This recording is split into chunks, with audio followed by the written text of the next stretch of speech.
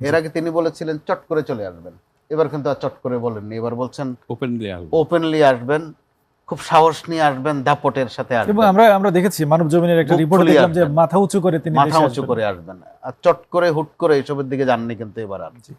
আওয়ামী লীগ প্রকাশ্যে নেই, নৌকা নিয়ে বা মুজিব কোর্ট নিয়ে রাস্তাঘাটে নেই, কিন্তু ফাংশনালি আওয়ামী লীগ প্রত্যেকটা জায়গায় আছে, আচরণে আছে, স্বভাবে আছে। কোনো আওয়ামী লীগের কোনো কোনো কাজ তো বিএনপি করে দিচ্ছে, আওয়ামী লীগের কোনো কোনো কাজ কিন্তু জামাত করে দিচ্ছে, যেমন এই যে মানতে হবে, এটা